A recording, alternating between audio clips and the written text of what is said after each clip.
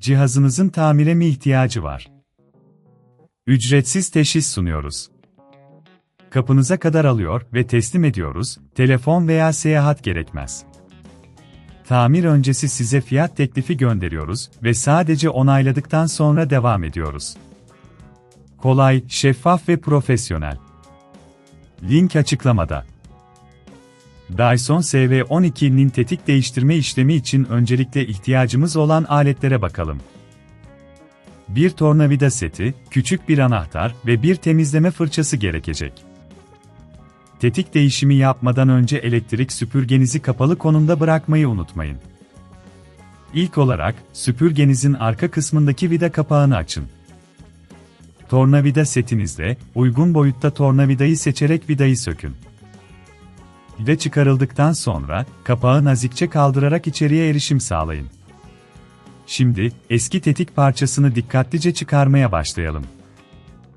Burada, tetik mekanizmasını yerinde tutan birkaç küçük vida göreceksiniz. Bu vidaları da tornavida ile sökün. Eğer bunun çok zor olduğunu düşünüyorsanız, evden alın ve teslimat hizmeti sunduğumuzu unutmayın, böylece bu işlemi sizin için profesyonel bir teknisyen gerçekleştirebilir.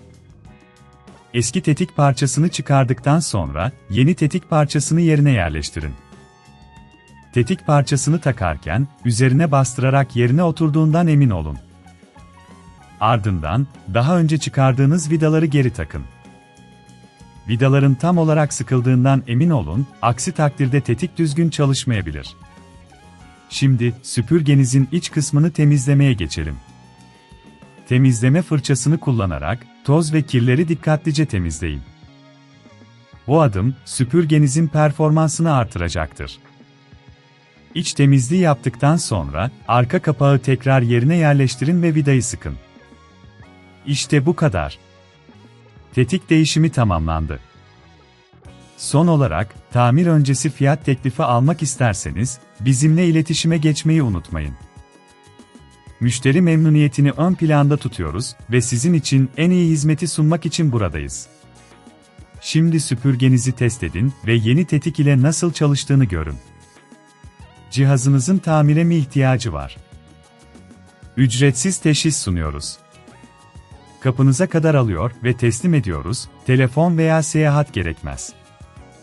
Tamir öncesi size fiyat teklifi gönderiyoruz ve sadece onayladıktan sonra devam ediyoruz. Kolay, şeffaf ve profesyonel. Link açıklamada.